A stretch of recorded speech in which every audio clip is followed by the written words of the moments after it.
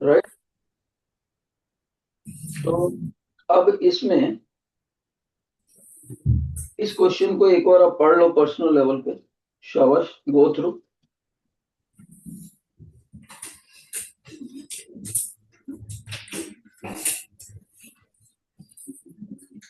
ये जितने भी ऑप्टिकल इंस्ट्रूमेंट्स होते हैं बेटे, ये ऑप्टिकल इंस्ट्रूमेंट्स एक समझ आता है तो दूसरा समझ आता है। तो इसलिए मेरे को थोड़ा सा सिंपल माइक्रोस्कोप का भी आपको बताना पड़ेगा। शाबाश। कंपाउंड माइक्रोस्कोप है, टेलीस्कोप है, ये सारी चीजें हैं इसमें। देखो,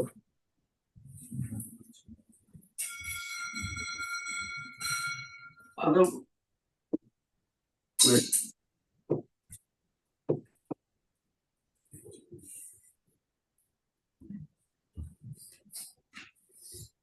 अगर कोई बच्चा मेरे को बोले सर क्या मैं इस इंस्ट्रूमेंट को मैग्नीफाइंग ग्लास कह सकता हूं, तो आंसर इज यस। क्या बच्चा मेरे को बोले सर क्या मैं इसको कॉन्वेक्स लेंस बोल सकता हूं with by convex lens of suitable focal length, answer is yes, focal length। तो बच्चा कह रहा है सर इसका मतलब है कि सिंपल माइक्रोस्कोप और कुछ नहीं है, सिर्फ चीज को बड़ा करके दिखाता है। मैंने कहा आपने कैसे ऑब्जर्व कर लिया? कहता है सर हमारे घर के पास एक अंकल रहते हैं, जब भी वो न्यूज़पेपर पढ़ते हैं तो उनके हाथ में इस तरह का लेंस होता है, उससे अक्षर बड़े करके देखते हैं वो। बहुत अच्छा। मैग्नीफाइंग ग्लास कह देते हैं आम लोग, हम साइंस के लोग इसको सिंपल माइक्रोस्कोप बोलेंगे। वैसे ये और कहां पर काम आता है, ध्यान से सुनो बेटा।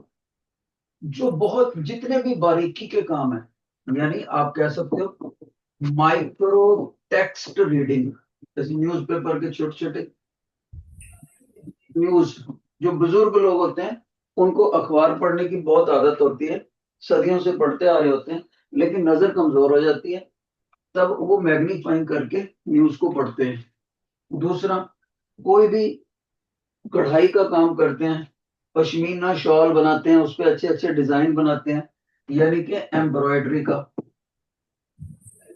ठीक है। इसी तरह से बच्चे और कौन सा हो सकता है, जैसे जैसे हमारे मोबाइल का रिपेयर कराने जाते हैं तो आपने देखा होगा, उन्होंने एक राउंड ग्लास लगा होता है कि शीशे में से ऐसे करके सर्किट को देखते हैं आप। तो इलेक्ट्रॉनिक की जितनी भी रिपेयर होती है, printed circuit PCB board, printed circuit board, जितना भी इलेक्ट्रॉनिक्स की डिवाइस होती है, उन सभी में ब्रिक ब्रिक कॉपर के ट्रैक होते हैं उनकी रिपेयर करने के लिए। चाहे वो मोबाइल रिपेयर शॉप है, चाहे कोई और शॉप है। ठीक है।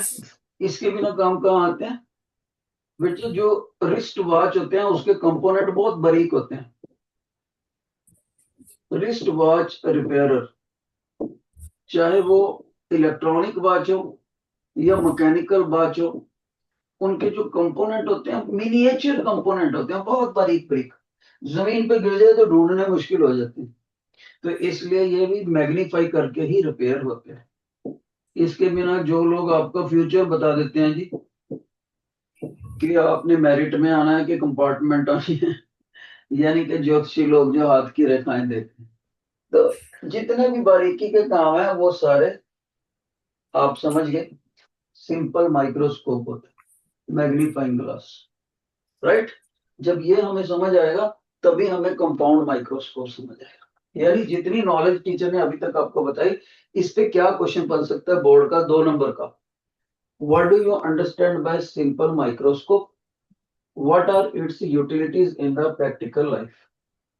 ओके, ये क्वेश्चन बन सकता है। अब रही बात, थोड़ा डिटेल में आपसे बोलता है सिंपल माइक्रोस्कोप का सेकंड क्वेश्चन। ये सब कुछ मैंने इन क्वेश्चन में बीच बीच में कहीं पर छुपा रखे हैं पूरी असाइनमेंट में, तो आप जब पढ़ोगे तो अपने आप ही आपको क्वेश्चन मिल जाएंगे। राइट। सेकंड कहते हैं कि आपने जी सिंपल माइक्रोस्कोप का यूटिलाइजेशन करके दिखाओ, दिखाओ ये रे डायग्राम से कैसे काम करता है। तो हम कहेंगे लो अभिनव, हम कहेंगे ये होगी प्रिंसिपल एक्सिस और ये हो गया तुम्हारा जी कॉन्वेक्स लेंस। और अब देखो उसका ऑप्टिकल सेंटर प्रिंसिपल एक्सिस के ऊपर आ रहा है, राइट। अब इसके इस तरफ आप फोकस पॉइंट मेंशन कर दो, उस तरफ भी सिमेट्रिकल करना तो अच्छा रहेगा। जैसे मैं मार्कर की लेंथ के बराबर ही कर देता हूं।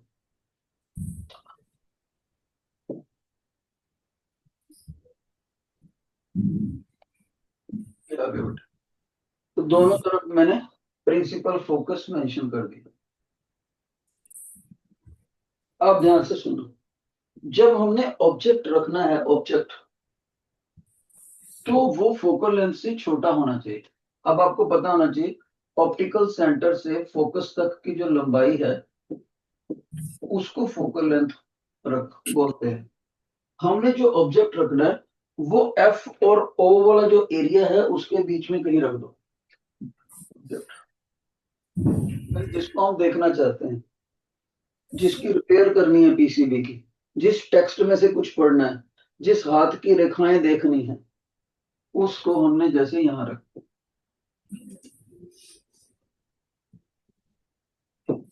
ओके। अब आपका जब रे डायग्राम बनता है तो आपने हमेशा दो रूल याद करने। जो लाइन लेंस से पहले प्रिंसिपल एक्सिस के पैरेलल होगी, पैरेलल टू प्रिंसिपल एक्सिस, वो लेंस के बाद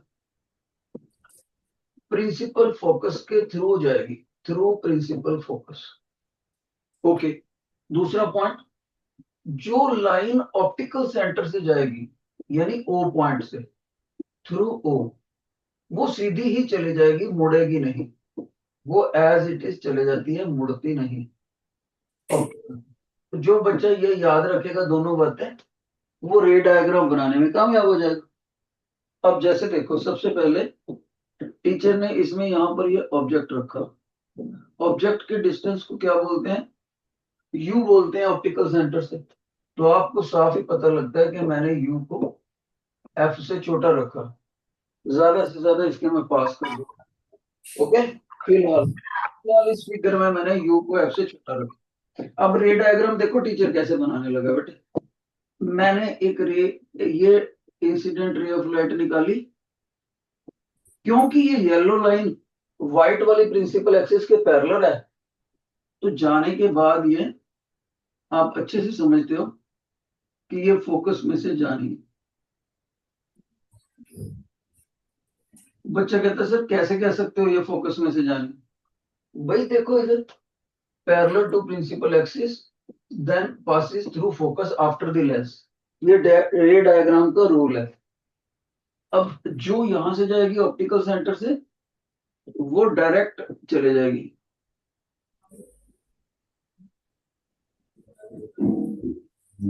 ओके, ठीक है बेटे।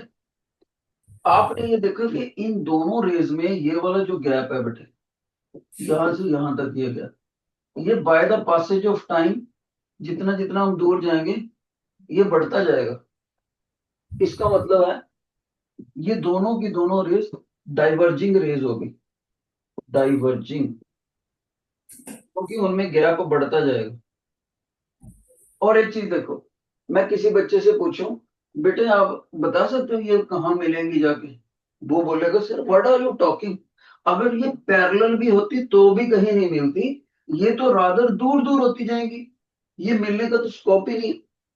पर मैंने कहा बेटे इमेज तो तभी बनता होता है जब दो रेज आपस में इंटरेक्ट करें, इंटरसेक्ट करें, और हेड से चली हुई हैं। तो बच्चा कहेगा सर फिर इसकी एक ही ऑप्शन है, आप इनको बैकवर्ड एक्सटेंड करो। और मैंने कहा बेटे लाइट तो इधर जा रही है, लेंस तो इधर पड़ा। यस सर आपकी बात सही है, लेकिन जब आप बैकवर्ड एक्सटेंड करोगे ना, वो असली रेज नहीं होंगी, उनको एक्सटेंडेड रेज बोलते हैं, उनको डॉटेड दिखाते हैं। जो असली रेज होते हैं उसमें कहीं भी डॉटेड नहीं लगाना। तो आप इसको बैकवर्ड एक्सटेंड करो, बिल्कुल स्ट्रेट लाइन को मेंटेन करते हुए। मैंने कहा ओके भाई कर देते हैं, तो मैंने उसको एक्सटेंड कर दिया। सर दूसरी भी एक्सटेंड करो जो ऑप्टिकल सेंटर में से, तो वो भी कर देते हैं भाई। याद रहे इसमें कहीं भी बेंड नहीं आना चाहिए। मैं हाथ से बना रहा हूं, आपने स्केल से बनाना पेपर में, क्योंकि अगर किसी भी लाइन में आपने बेंड कर दिया, जैसे ये छोटा सा बेंड आ रहा है, ये बेंड कर दिया ना, आपके एकदम से मार्क्स कट जाएंगे। क्यों? क्योंकि रे ऑफ लाइट की बेसिक प्रॉपर्टी क्या है? स्ट्रेट लाइन में मूव करती है, रेक्टिलिनियर प्रोपगेशन। आप 8th क्लास से पढ़ते आ रहे हो, अगर आपने लाइट में मोड़ डाल दिया कहीं पर भी, तो आपने बेसिक प्रॉपर्टी फिल कर दी, आपका रे डायग्राम चेक ही नहीं होएगा, 0 मार्क्स एकदम से। तो इसको एक्सटेंड करो, ये एक्सटेंड करो, ये एक्सटेंड करो, ये एक्सटेंड करो, ये मिल गया। डॉटेड रखिए, देखो टीचर, जब भी पॉइंट ऑफ इंटरसेक्शन ऐसी रेज से मिले जिनमें दो की बजाय चाहे एक ही एक्सटेंडेड रे हो, किसी और डायग्राम में एक असली रे होती है, एक एक्सटेंडेड होती है, दोनों में से चाहे एक भी एक्सटेंडेड आ जाए, तब भी वर्चुअल इमेज बनेगा, रियल ही बनेगा। तो वर्चुअल इमेज को सीधी लाइन से ना दिखाकर तोड़ के दिखाते हैं, डॉटेड लाइन।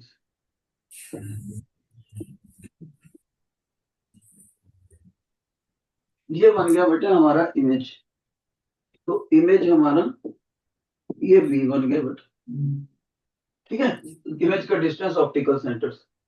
तो हमने इसमें मेमोरी टूल कैसे याद करना है? देखो, अगर हमारा U F से छोटा है, जैसे कि मैंने दिखाया, तब इस इमेज के जो करेक्टर्स होंगे, करेक्टरिस्टिक्स, इमेज नेचर बोल दो, करेक्टरिस्टिक्स बोल दो, तो उसको आपने इस मेमोरी टूल से याद करना है। इलेक्ट्रॉनिक वोटिंग मशीन, यानी कि इसका जो साइज है वो ऑब्जेक्ट के मुकाबले मैग्नीफाइड होएगा। M stands for magnified. V, क्योंकि इसको डॉटेड बनाया हमने, अगर असली रेज ऑफ लाइट यहां कट करती तो रियल इमेज लिखते हैं, अब तो हमें वर्चुअल लिखना पड़ेगा। और देखो, ऑब्जेक्ट की टिप अपवर्ड है, तो इमेज की टिप भी अपवर्ड है। ऐसा नहीं है कि टिप नीचे को लटकी हुई हो, इसलिए जो पोस्चर इसका है वही उसका है। अगर टिप नीचे लटकी होती तो हम उसको बोलते इन्वर्टेड इमेज। अब तो टिप ऊपर ही है, तो ई से हम लिखेंगे इरेक्ट इमेज। इरेक्ट मैंने सीधा, वर्चुअल मैंने जो दिखाई देता है पर हाथ से छुआ नहीं जा सकता, और मैग्नीफाइड मैंने जो ऑब्जेक्ट के मुकाबले बड़ा हो। इस तरह से हमने ये रे डायग्राम बनाए। और मेमोरी टूल क्या बताया टीचर ने, एक बार फिर से सुनो। इलेक्ट्रॉनिक वोटिंग मशीन, जानबूझकर ये मैं वर्ड बोलता हूँ क्योंकि प्रैक्टिकल लाइफ में ये वर्ड इतनी बार अखबारों में आता है, इधर उधर सुनते हो आप, बोलते ही नहीं इसको। Under this condition electronic voting machine, erect, magnified and virtual. दूसरी बात बच्चे, दूसरी बात ये कि हम इस लेंस को ऐसे आगे पीछे करते हैं कि, ध्यान से सुना, कि हमारी आंख जो यहां पर रखी हुई है, अखबार यहां पर रखा हुआ है, उसका मैग्नीफाइड व्यू जो यहां दिख रहा है अखबार की रीडिंग, इस आंख को वो सिर्फ बड़ी ही नहीं दिखनी चाहिए, एक फीचर और भी होना चाहिए। मान लो कोई चीज मेरे को बड़ी तो दिखती है मैग्नीफाइंग ग्लास से, लेकिन धुंधली दिखती है, ब्लर्ड दिखती है, फायदा ही नहीं उसका कुछ। मेरे को ये क्लियरली विजिबल भी होनी चाहिए, डिस्टिंक्टली क्लियर, बिल्कुल साफ। बड़ा हो गया, मैग्नीफाई हो गया, बहुत अच्छी बात है, लेकिन भाई मेरे को मैग्नीफाई से पहले क्लियर करो। तो इसका मतलब है ये लेंस से, यानी हमारी आंख से इतनी दूर होनी चाहिए कि ये डिस्टेंस ऑफ डिस्टिंक्ट विजन के ऊपर बने, यानी कि ये V is equal to D के बराबर हो। V is equal to D, D मैंने होता है distance of distinct vision for human eye. ये याद रखना बच्चे, distance of distinct vision for human eye. Okay, दूसरी बात, अब मैं आपसे पूछूं कि बेटे ऑब्जेक्ट ने, अच्छा एक मेरे को बच्चे ने बड़ा अच्छा क्वेश्चन किया था, सर ये तो डिस्टेंस आंख से नहीं होता, आप तो लेंस के ऑप्टिकल सेंटर से कर रहे हो। एक बच्चे ने मेरे से क्वेश्चन करा। मैंने कहा बिल्कुल बेटे, लेकिन प्रैक्टिकल लाइफ में लेंस और आंख के बीच का जो ये गैप होता है, ये वाला, ये गैप बहुत छोटा होता है, इग्नोरेबल। इसलिए हम यहीं से लेंस डी को माप लेते हैं, लेंस से। ओके, तो तभी आप देखो मैग्नीफाइंग ग्लास वो ना यहाँ को रखा होता है बुजुर्गों ने जब अखबार पढ़ते हैं, राइट। और एक चीज, बच्चे कहते हैं सर ये पता कैसे लगेगा कि ये जो हमारा इमेज है ऑब्जेक्ट से कितने गुना बड़ा हो गया, 5 गुना, 4 गुना, 3 गुना, 2 गुना। तब मैंने बोला बेटे फिर आपको मैग्नीफाइंग पावर डिस्कस करनी पड़ती है। सर वो कैसे डिस्कस करते हैं? अब ध्यान से सुनना मेरी बात जो मैं कह रहा हूं, अब बहुत इंपॉर्टेंट बात कहने लगा हूं मैं कहने लगा हूं बेटे, इसको इसको पता करने के लिए कि इमेज ऑब्जेक्ट से कितना बड़ा बनेगा, आप मेरी बात ध्यान से सुनो।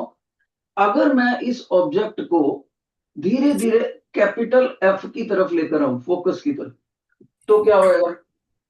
तो बच्चा कहेगा सर यहां से जो ये रेज ऑफ लाइट है ये ज्यादा डाइवर्जिंग की बजाय कम डाइवर्जिंग हो जाएंगी, ज्यादा डाइवर्जिंग की बजाय कम डाइवर्जिंग। अगर मैं इसको देखो ध्यान से देखते, अगर मैं इसको पीछे ले गया पीछे, तो ये तो ऐसी जाएगी, लेकिन ये वाली जो है ना, ये वाली रे ऑफ लाइट पीछे ले जाने से इतना ज्यादा टेढ़ा होने की बजाय ऐसे लेट जाएगी, कम टेढ़ा हो जाएगी। तो अगर मैं इसको एग्जैक्ट एफ के ऊपर ही ले जाऊं, तो ये दोनों लाइनें डाइवर्जिंग से पैरेलल बन जाएंगी। फिर से सुनो, मैं ऑब्जेक्ट को पीछे लेता गया, ये जो टेढ़ी लाइट जा रही है ना ऑप्टिकल सेंटर के थ्रू, ये ऐसे की बजाय, देखो पहले से बताता हूँ, ऐसे की बजाय ऐसे लेट जाए, ऐसे ज्यादा टेढ़ी की बजाय कम टेढ़ी हो जाए, ऐसे लेट जाएगी। तो ये जो हमारी ये रेज और ये रेज में जो ये गैप है, ये कम होता होता होता कम होता होता पैरेलल बन जाएंगे, यानी डाइवर्जिंग से पैरेलल। तो पैरेलल बीम कहाँ मिलती है जाके? इन्फिनिटी पर। इसका मतलब सिंपल माइक्रोस्कोप को यूज करने के दो मेथड हुए। एक तो ये जो डायग्राम में दिखा रखा है, जिसमें इमेज हमारा डिस्टेंस ऑफ डिस्टिंक्ट विजन पे बना। दूसरा, इस मैं ऑब्जेक्ट को बैकवर्ड स्लिप करूं तो ये parallel raise of light infinity पे जाके मिलेंगी, तब मैं बोलूंगा image is formed at infinity. जो पैरेलल रेज हैं वो मीट मीट कहां करेंगी? आपको सर करेंगी ही नहीं। दूसरे शब्दों में मैं ये कह सकता हूँ इन्फिनिटी पर करेंगी। सर इन्फिनिटी कहाँ है? इन्फिनिटी का मीनिंग ही देख लो, इनफाइनाइट डिस्टेंस जाके देख लो जहां भी बनती है। तो इसका मतलब है सिंपल माइक्रोस्कोप को यूज करने के दो मेथड हो, when image is formed at infinity और when image is formed at distance of distinct two। जो हम अखबारों वाला यूज करते हैं वो ये करते हैं, यानी इसके मैग्नीफाइंग पावर को हम दो तरीकों से डिस्कस करना पड़ेगा हमें। पहला मेथड हमें ये करना पड़ेगा when image is formed at distance of distinct vision, ये ठीक है। अब ध्यान से सुनो, मैं आपसे पूछूं कि इस ऑब्जेक्ट ने ऑप्टिकल सेंटर पे कितना एंगल बनाया, आप कहोगे सर अल्फा, अल्फा बनाया। ओके, मैंने कहा अच्छा इमेज ने कितना बनाया? सर इमेज ने भी तो राइट एंगल ट्रायंगल वही बनाई। तो मैंने कहा अच्छा फिर ऐसे करते हैं, इसको क्या मैं इमेज का डिस्टेंस मान लूं? हाँ जी सर मान लो। फिर मैं इसको बीटा कह देता हूँ, कोई problem? No problem sir. Okay, तो ये इमेज बीटा ने बनाया है जब image distance of distinct vision पे बना, यानी v is equal to D के बराबर। ओके सर, अब मैं पूछूं इसी ऑब्जेक्ट को मैं इमेज की जगह पर रखूं, सर रखा तो हुआ नहीं, ये तो आपने यहां रखा है। अजम्पशन अजम्पशन, अगर ये ऑब्जेक्ट यहां ना होता, इमेज वाली जगह पे होता, ये देखो उसी की सीध में उतना ही साइज ले गया मैंने, ऑब्जेक्ट यहां रखा होता, तो इमेज ने कितना एंगल बनाया होता आंख के ऊपर यानी ऑप्टिकल सेंटर पे? सर फिर ये बनाया होता, ये बनाया होता सर। मैंने कहा अल्फा, कहता यस। तो टीचर बच्चे को अब समझाता है, सबसे खास बात, अगर ये लेंस लूंस कुछ ना होता और मैंने यहां से देखा होता तो ऑब्जेक्ट यहाँ पड़ा होता तो अल्फा एंगल उसने विजुअल एंगल बनाया होता। हाँ जी सर, बनाया होता।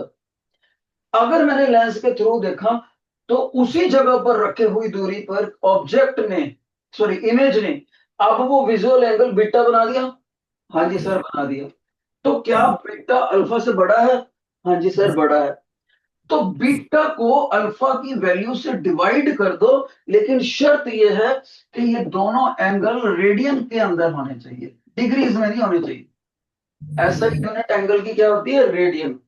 तो जब अपने रेडियन से इनकी रेशो निकालोगे, मान लो इस रेशो को कट करके 3 आ गया आंसर, तब आप कहोगे image is 3 times larger than object. कि इस अरेंजमेंट में हमारा इमेज ऑब्जेक्ट के असली साइज से 3 गुना बड़ा होकर दिख रहा है। अगर बीटा मान लीजिए 90 डिग्री हो और अल्फा मान लीजिए 30 डिग्री हो, या बीटा मान लीजिए 60 डिग्री हो, अल्फा मान लीजिए 20 डिग्री हो, तो 3 गुना हो गया। तब हम कहोगे कि मैग्निफिकेशन 3 टाइम्स है। राइट? ये तो सर समझने के लिए। इसको क्या बोलते हैं? डेफिनेशन कैसे बनेगी? Magnification of simple microscope is defined as visual angle made by the image when image is at the distance of distinct vision to the visual angle made by the object alpha when object is placed at the same position where the image is presently, यानी distance of distinct vision। इस सारे sentence को single language में लिखना है आपने। हिंदी में बोल के बताऊं, इमेज ने लेंस के ऑप्टिकल सेंटर पर जितना विजुअल एंगल रेडियन में बनाया बीटा टू द रेशियो यानी अनुपात, ऑब्जेक्ट ने उसी जगह पर कितना विजुअल एंगल बनाया जब ऑब्जेक्ट को ये अज्यूम करा गया कि ये ऑब्जेक्ट उस जगह पे रख दिया जहां पर इमेज पड़ा है, यानी distance of distinct vision. Okay. अब रही बात, वो पूछता है कि जी इसका फार्मूला बताओ क्या होता है। तो बेटे इसका फार्मूला होता है ये,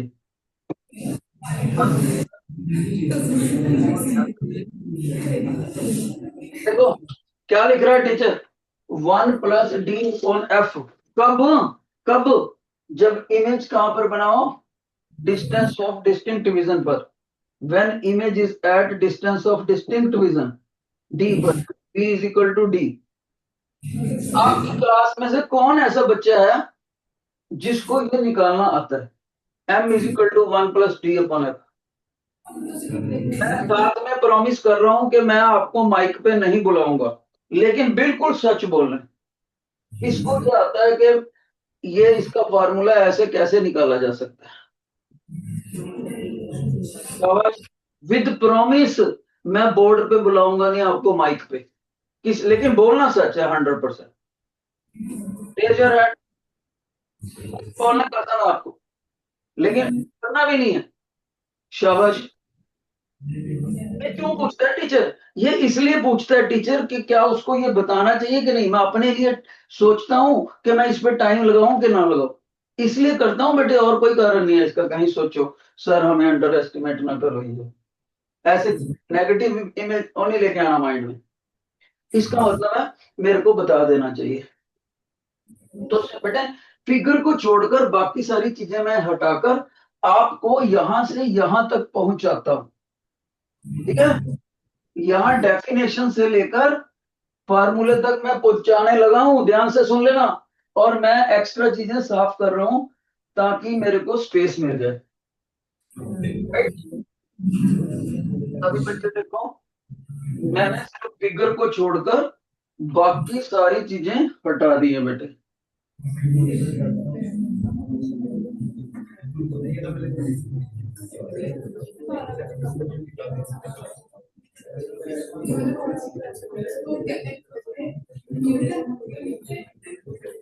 सभी बच्चे देखो, शाबाश।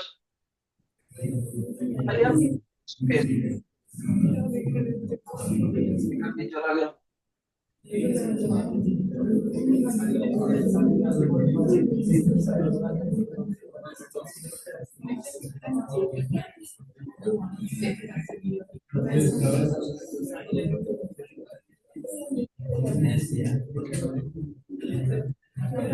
देखो शाबाश।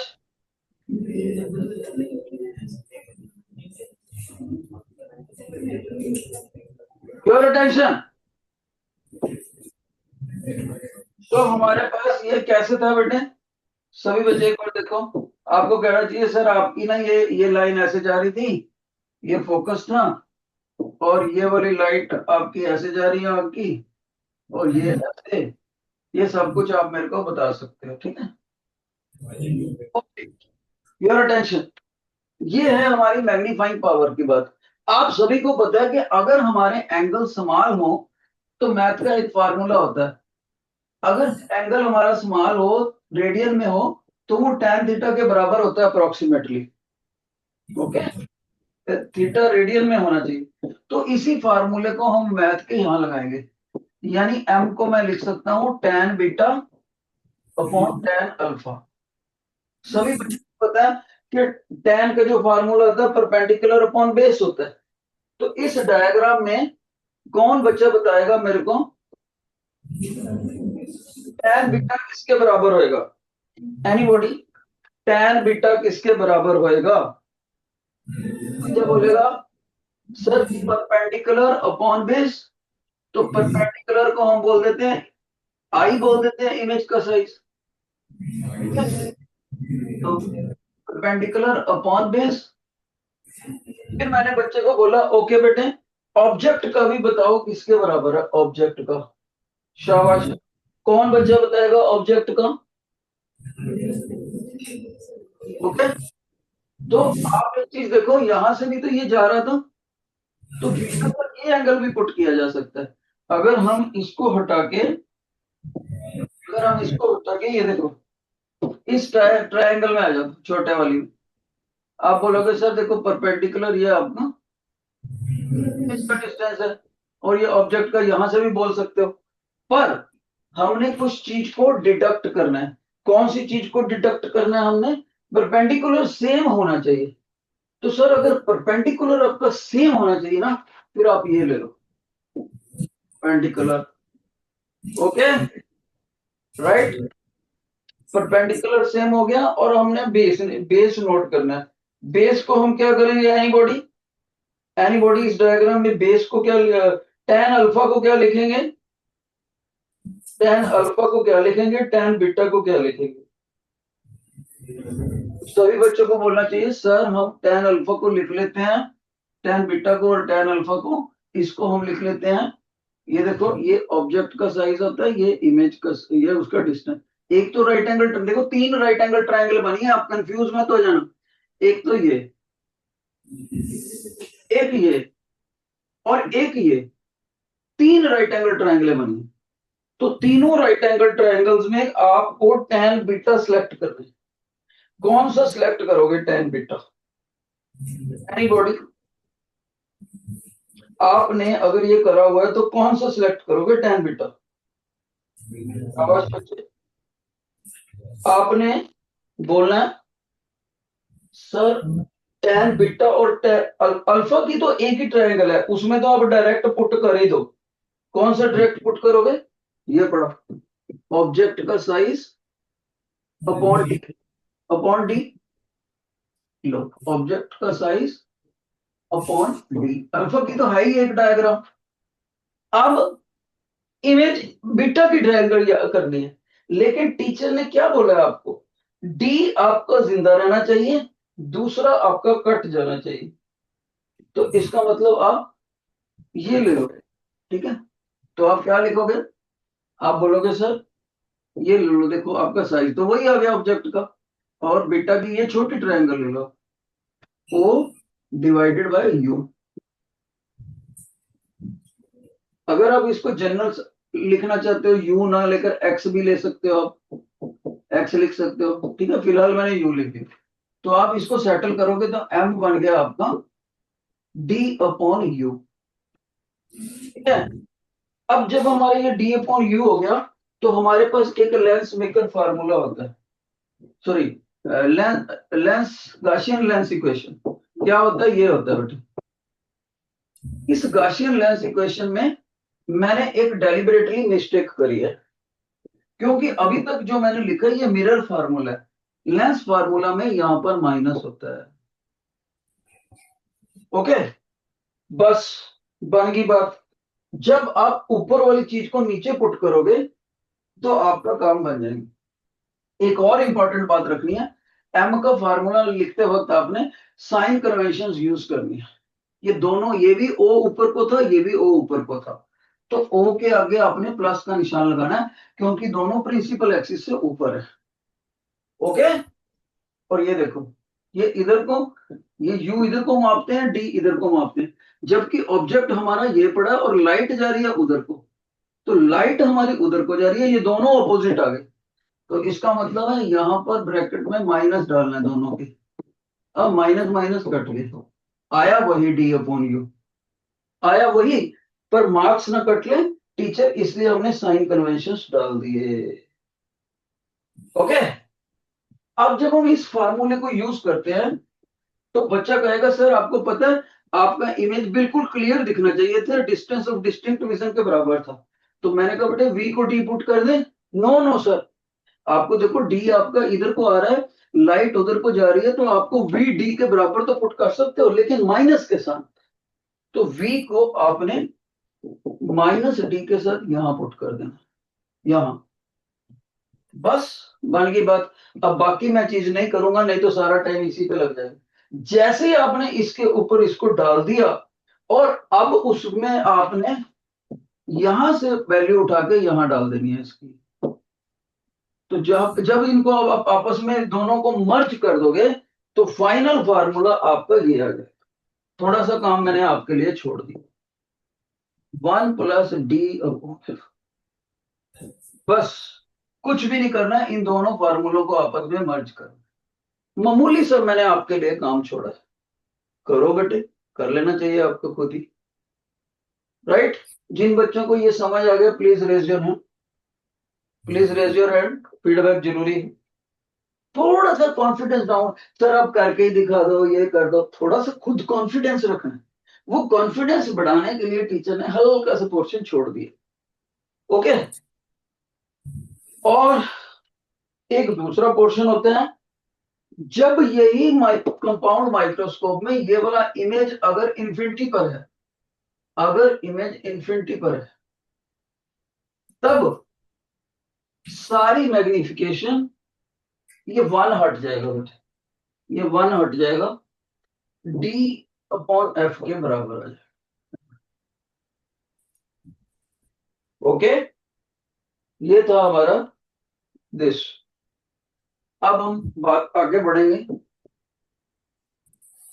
टेलीस्कोप और माइक्रोस्कोप के दोनों के जो आर्टिकल्स हैं, बच्चे उसमें कंफ्यूज बड़ा करते हैं, इसीलिए हम उनको पेपर में फंसाने के लिए, उनको अटकाने के लिए एक क्वेश्चन जरूर डालते हैं, what is the difference between microscope and telescope. Technically construction wise ये क्वेश्चन जरूर डाल देते हैं।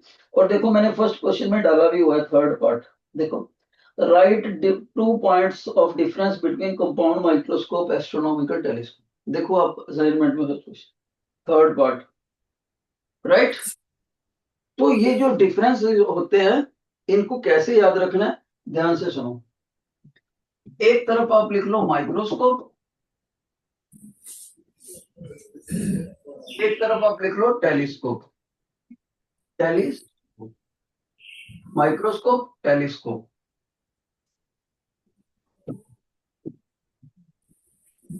अब इसमें अगर तो सिंपल क्वेश्चन पूछना हो उसने, तब तो सीधा ही पूछ लेता है, जैसे मैंने पूछा राइट एनी 2 डिफरेंसेस।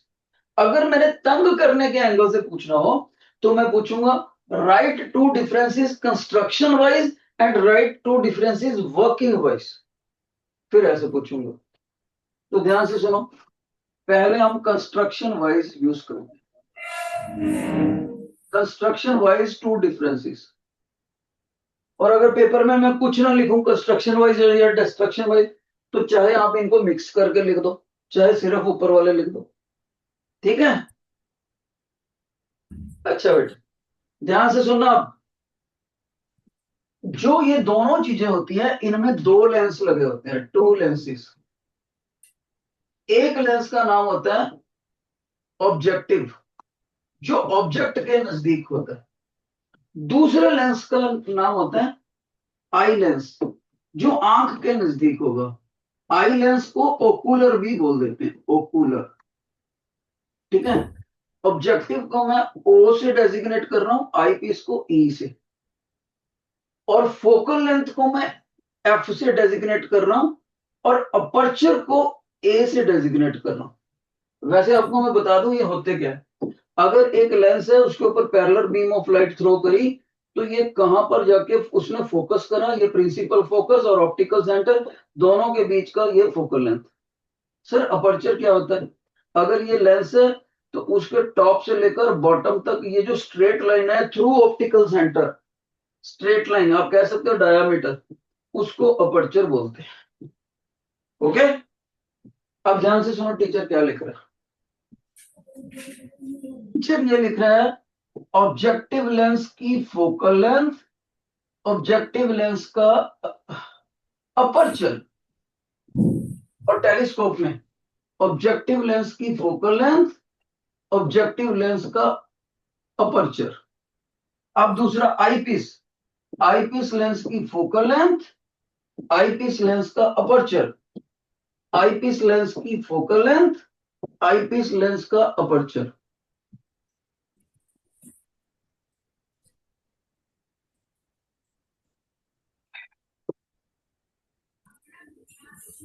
अब बच्चा बोलेगा सर आपने इसमें डिफरेंस तो कुछ नहीं बताया।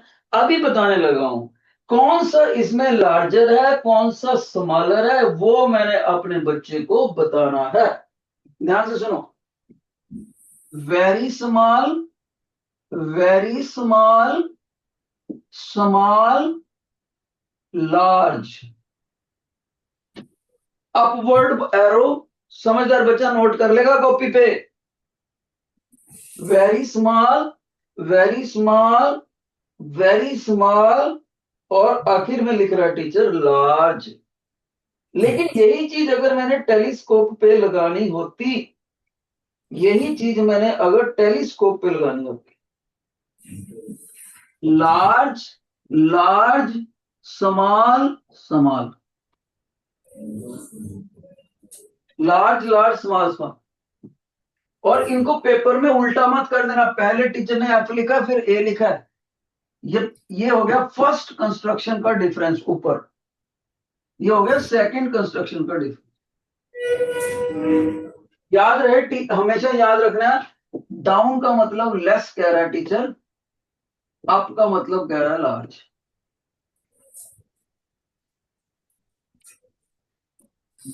तो आप देख लो, ज्यादा एरो अपवर्ड है, डाउनवर्ड एरो सिर्फ 3 है। जिन बच्चों ने ये याद कर लिया रेज योर हैंड, अभी याद कर लिया, रेज योर हैंड। मैं देखना चाहता हूं कितनी स्पिरिट अच्छी है। जिन बच्चों ने ये याद कर लिया please raise your hand.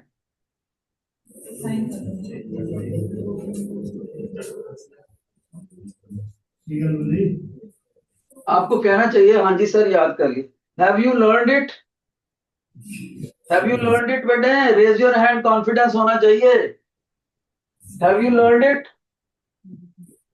Okay, देखो टेलिस माइक्रोस्कोप पहले लिखा है अल्फाबेटिकली, एम बाद में आता है, टी बाद में आता है, एम पहले आता है, माइक अल्फाबेटिकली लिखा है। ओके, ज्यादा यूजेज होता है, अपर्चर का कम होता है किसी भी आर्टिकल में, तो मैंने एफ आगे कर दिया, ए बाद में कर दिया। 3 जगह पर डाउन एरो लगाया सिर्फ, उनको मैं डबल कर देता हूं, चलो डाउनवर्ड एरो डबल कर देते हैं। अब आ गया बेटे वर्किंग डिफरेंस, वर्किंग वाइज मैं अपने बच्चों को 2 डिफरेंस बताऊंगा, फर्स्ट सेकंड, फर्स्ट सेकंड। शाबाश, सभी बच्चे नोट करें। जो ऑब्जेक्टिव लेंस होता है माइक्रोस्कोप में, ऑब्जेक्टिव लेंस वो जो इमेज बनाएगा ना, objective lens apostrophe S, image, objective lens image, वो बेटे रियल भी होएगा और मैग्नीफाइड भी होएगा, रियल भी होएगा मैग्नीफाइड भी होएगा, वैसे इन्वर्टेड भी होएगा। रियल एंड मैग्नीफाइड 2 बातें पक्की, रियल एंड मैग्नीफाइड, ठीक है। और ऑब्जेक्टिव लेंस जो है, ये इमेज जो है ये बनाएगा कहां पर, जहां पर इसका फोकस होगा, उस फोकस से जस्ट बियॉन्ड, थोड़ा सा परे को, इस लेंस का जहां पर भी फोकस होगा उससे जरा सा बाहर को, ठीक है। तो ये इमेज होएगा क्या, just beyond it's focus, beyond it's focus. Okay, अब हम टेलीस्कोप में जो ऑब्जेक्टिव लेंस है उसकी बात करते हैं। ऑब्जेक्टिव लेंस जो टेलीस्कोप में है, वो अपने इमेज को, इमेज जो बनाएगा वो within the focus of eyepiece बनाएगा। ये जो इसका लेंस है ना, this lens makes image within the focus of eyepiece. जो दूसरा लेंस है उसके आई पीस के अंदर ले जाएगा उसकी focal length, within the focus of eyepiece. और याद रहे, कुछ बच्चों को लगता है सर ये होते कौन से कन्वेक्स कनकेव, जिनकी नॉलेज कमजोर होती है। जितने भी चारों लेंस, ये दो लेंस चाहे टेलीस्कोप के चाहे माइक्रोस्कोप, चारों के चारों लेंस कन्वेक्स लेंस ही हो।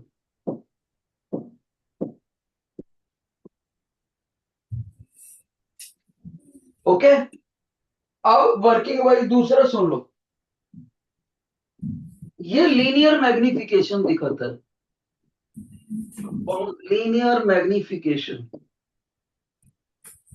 माइक्रोस्कोप कौन सा ले रहे हैं हम, कंपाउंड ले रहे हैं, क्योंकि सिंपल माइक्रोस्कोप में तो लेंस ही एक होता है, कंपाउंड में दो होते हैं। ओके, ये लीनियर मैग्निफिकेशन दिखाता है, और जो साथ वाला होता है ये एंगुलर मैग्निफिकेशन दिखाता है, एंगुलर मैग्निफिकेशन। अब एक बच्चे ने बोला सर वैसे तो हमें थोड़ा थोड़ा आइडिया होगा, लाइन वीज लेंथ वाइज और एंगल वीज एंगुलर मैग्निफिकेशन, इसको आप ज्यादा क्लैरिटी से बता दोगे। तो मैं कहूंगा बेटे इधर तुम्हारा ठीक है, इमेज का साइज डिवाइडेड बाय ऑब्जेक्ट का साइज, इस रेशो को बोलते हैं लीनियर मैग्निफिकेशन। ओके सर, तो इसमें कंपाउंड माइक्रोस्कोप में जो हमारा इमेज बनेगा वो क्या होएगा, बड़े साइज का बनेगा, ऑब्जेक्ट से कहीं बड़ा बन जाएगा सर। लेकिन आपने टेलीस्कोप में एंगुलर माइक्रोस्कोप लिखा है, उसमें क्या कहेंगे, ध्यान से सुनना, इसमें इमेज का साइज बड़ा नहीं होता, लेकिन इमेज आंखों के नजदीक आ जाता है। ध्यान से सुनो, इमेज का साइज नहीं बड़ा होगा इसमें। अब एक चीज देखो, ध्यान से सुनना बेटे, मान लो ये पेन यहां पर है, रोड, ठीक है। तो इसके टॉप और बॉटम से जो मेरी आंख के ऊपर एंगल बना, ऊपर से लाइन लेकर आए नीचे से, ये वाला एंगल बना, कुछ ना कुछ वैल्यू मान लो इसकी, मान लो 30 डिग्री। अगर मैं इसको साइज तो इसका उतना ही रखूंगा, इसको नजदीक खींच लूं, नजदीक खींच लूं तो एंगल बड़ा बन गया ना ये और ज्यादा नजदीक खींच लूं तो और एंगल आंख के ऊपर बड़ा होगा। तो एंगुलर मैग्निफिकेशन में आप बोलोगे कि इसका साइज तो वही रहता है, पर ये नजदीक खींचा होने की वजह से एंगल आंख के ऊपर बढ़ जाता है, एंगुलर मैग्निफिकेशन। टेलीस्कोप के जिन बच्चों को ये डिफरेंस समझ आ गया है, please raise your hand, please raise your hand. Okay, तो बेटे मेरा फेवरेट बच्चा लेकिन वो है जिसने ये अभी याद कर लिया होंगे। देखो मैं, अगर मैं इसको याद करना होता तो मैं ऐसे करता, देखो मैं ऐसे करता, compound microscope, down down down up, down down down up. Okay, telescope में मैं याद करता telescope, up up down down, up up down down. ये मेरे को पता ही है, पहले ऑब्जेक्टिव है फिर आईपीस। देखो डाउन डाउन डाउन अप, और इसमें अप अप डाउन डाउन। दूसरा, टेलीस्कोप वाले में एंगुलर मैग्निफिकेशन, टेलीस्कोप में एंगुलर मैग्निफिकेशन। ओके, देखो टेलीस्कोप के स्पेलिंग में बीच में कहीं एल आता है और एंगुलर के बीच में कहीं एल आता है, बस मेमोरी टूल। जिनके बीच में कहीं एल आता है वो एंगुलर मैग्निफिकेशन, और माइक्रोस्कोप में लीनियर मैग्निफिकेशन। ओके, बाकी फर्स्ट वाला आपको याद ही करना। अब देखो बेटा, एक इसमें मैंने क्वेश्चन लिखा हुआ है, in modern microscope multi component lenses are used for objective and eyepiece. First question का second part, question number first का सेकंड पार्ट। मल्टी कंपोनेंट का मीनिंग पता क्या? ध्यान से सुना। आजकल जो लेटेस्ट माइक्रोस्कोप्स चल रही हैं उनमें हम ये वाला लेंस ना यूज करके ऑब्जेक्टिव और आईपीस के लिए, उनके लिए हम कुछ कॉम्बिनेशन लेंस यूज करते हैं, जैसे ये और इसके साथ बाहर से कॉनकेव लेंस का कॉम्बिनेशन बना लेते हैं, जैसे ये इसके बाद बाहर से कॉनकेव लेंस को जोड़ देते हैं इसके साथ। ऐसे कंपोनेंट लेंसेज यूज करते हैं।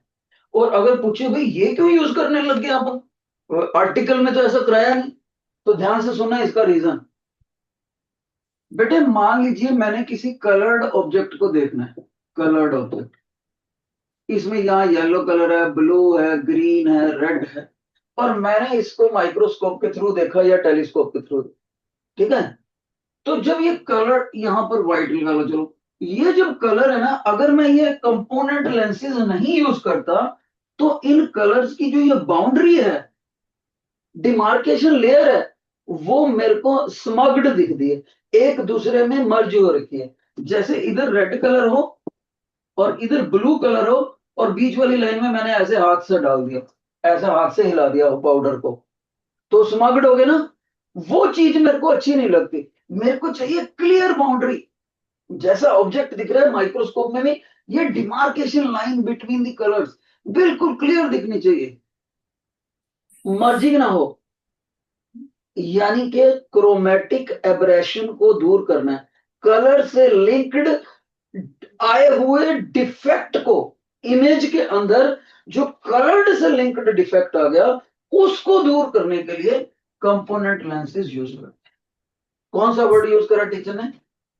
क्रोमेटिक एब्रेशन को रिमूव करने के लिए, क्रोमेटिक एब्रेशन को हटाने के लिए, टू रिमूव। समझदार बच्चे ने यूज नोट कर लिया होगा असाइनमेंट के। और एक बात, ये जो लेंस को इस तरह के लेंस यूज करते हैं, इस लेंस के कॉम्बिनेशन का भी एक नाम होता है। क्या? क्योंकि इन्होंने क्रोमेटिक एब्रेशन को हटाया है, तो क्रोमेटिक मैंने कलर लिंक्ड, तो इसका अपोजिट वर्ड बना दो, ए लगा दिया आगे, ए क्रोमेटिक लेंस कॉम्बिनेशन।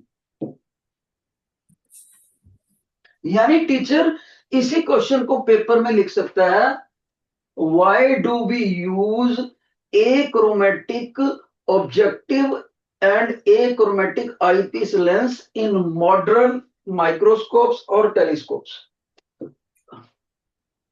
तो एक वर्ड में अगर आपने आंसर देके पूछ आगे चलना हो तो टू रिमूव क्रोमेटिक एब्रेशन, बाकी फिर उसको एक्सप्लेन कर दो।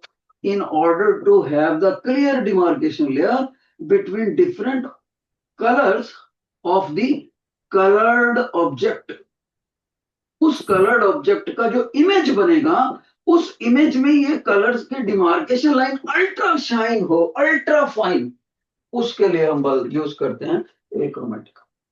कितने बच्चों को समझ आ गया? Raise your hand, raise your hand.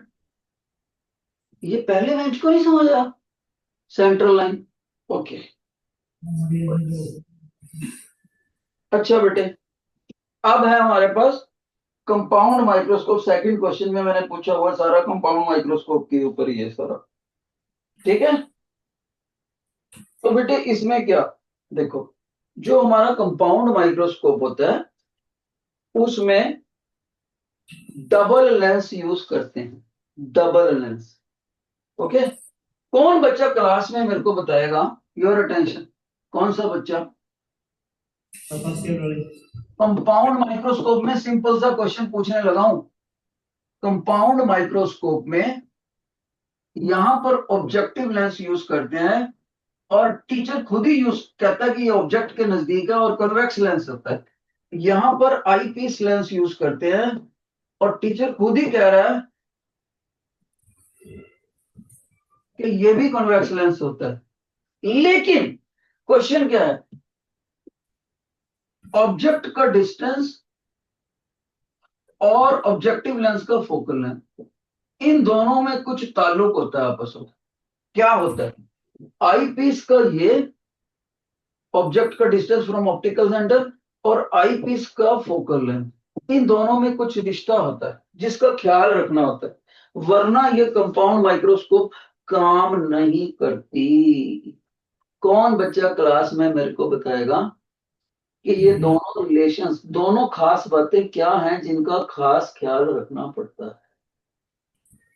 Your attention, any body.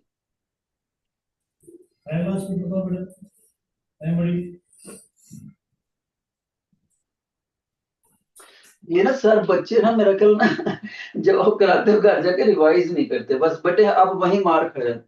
Sir ने करा दिया, आप रिवाइज नहीं करते जाके ना, फिर वो मेहनत फिर से फ्रेश हो जाते हैं आर्टिकल। 10वीं तक तो चल जाता है, वो छोटी क्लास है, आगे नहीं चलता। अब देखो टीचर, क्लास टीचर इतने कॉन्फिडेंस से पूछ रहा है क्योंकि उसने करा रखे हैं। बच्चा कोई बता नहीं रहा। मेरा भी दिल दुखी, आप सर का भी दुखी। सुनो, देखो बेटे, जो हमारा पहले वाली बात है ना,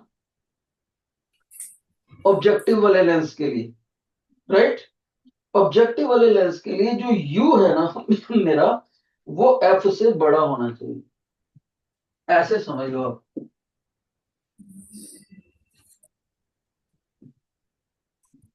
चाहे थोड़ा सा ही बड़ा हो, पर होना चाहिए।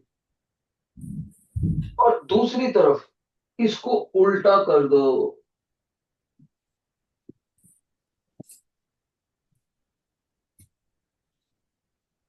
अब ध्यान से सुना, पेपर में कैसे याद रखोगे, ऐसे इसी फोटो को बिठा लो कि सर ने यू एफ लिखा था, यू एफ लिखा था, इधर ऑब्जेक्टिव का, इधर आईपीस था, इस एरो को ऐसे लगाया था सर ने, और इस एरो को ऐसे लगाया, बस याद कर लो। और ऊपर से आपने ये भी याद करना है कि एफ ई एफ ओ से बड़ी होती है, एफ ई एफ ओ से बड़ी होती है। लेकिन अच्छी कंपाउंड माइक्रोस्कोप बनाने के लिए ये दोनों की दोनों फोकल लेंथ का वैल्यूज स्मॉल होता है। देखो टीचर ने बोला स्मॉल होता है, स्मॉल। ओके, दोनों ही स्मॉल में आएंगी, ऑब्जेक्टिव हो चाहे आईपीस हो।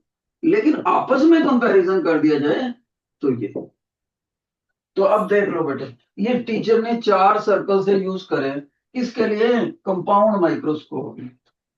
एक्स्ट्रा बात मैं सारी साफ कर देता हूं ताकि आप कंफ्यूज ना हो। ये ये साफ कर दिया, ये साफ कर दिया, ये साफ। और आपको ये चीजें अब याद करनी है बेटे, देख लो, याद रहे दोनों लेंस कॉन्वेक्स हैं। जितने बच्चों ने ईमानदारी से इसको याद कर लिया है, और मैं और सर कॉन्फिडेंट हो सके कि आप इनमें से तो कुछ गलत नहीं करते, please raise your, please raise your. देखना चाहता हूँ, देखना चाहता हूँ, शाबाश शाबाश शाबाश। सर अब हमें थोड़ा सा बेफिक्र होना चाहिए कि हमारे बच्चे ठीक करेंगे। ओके, असली बात यह है, अच्छा मैं छोड़ने लगा हूं, असली बात यह है कि इसको बिना रिवाइज करे याद कर। असाइनमेंट का आपने घर से जो प्रैक्टिस करके आने हैं, सिर्फ 2 क्वेश्चन करके आने हैं, 2 मैंने करा दिए लगभग, थर्ड और फोर्थ, यह प्रैक्टिस करके आओगे। बाकी लेक्चर मिलेगा तो मैं आगे कराऊं। आज का लेक्चर जिसको समझ आया वेव योर हैंड। एक बार मेरे को फीडबैक चाहिए। Thank you, thank you.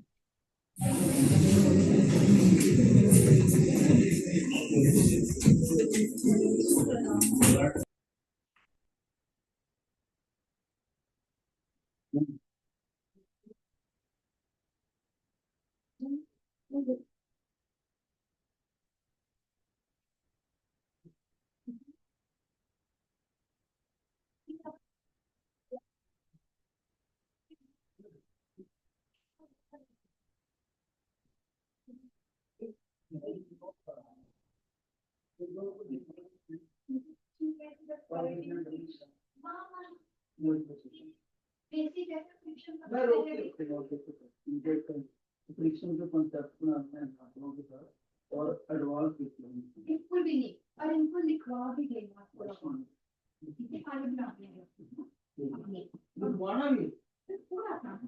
ये सबको फ्रिक्शन क्या फ्रिक्शन बोला सर, यहाँ नहीं है, पहले नंबर पे है।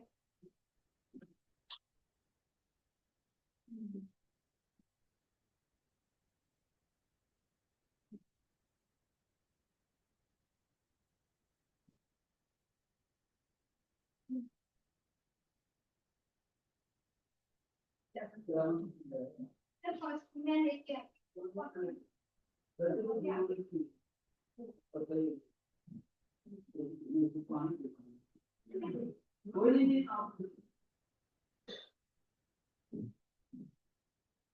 कभी मैं अपना डायरेक्टर को चूज कर सकती हूँ। हेलो, मैं भी ले लेता हूँ। मैं अपने मार्केट करूँगा प्लान है। Uh, you're not, your voice is breaking. Just a second, I don't know what's the problem here. Yeah, hello. Okay. Hanji, Hanji. Now you're audible. So I was actually calling you.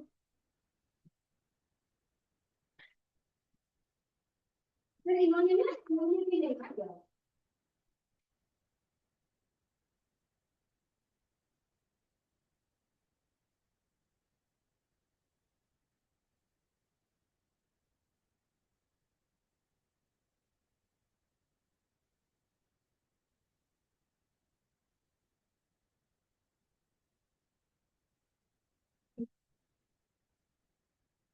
Hanji, good afternoon. So I was, Hanji, I was calling you because we received your CV. Hanji, ma'am. So first of all, I just wanted to confirm, like you have written NCR there because we are based out of Chandigarh. Yeah. So would you be able to travel? Um,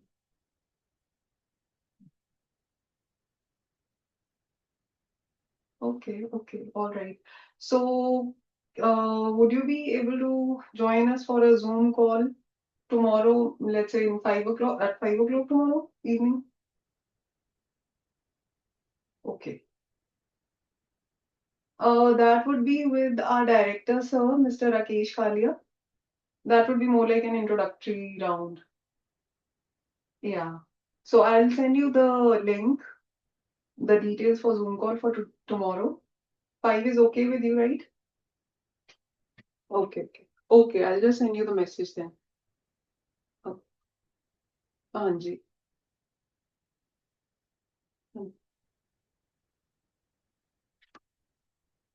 हाँ जी. Hanji.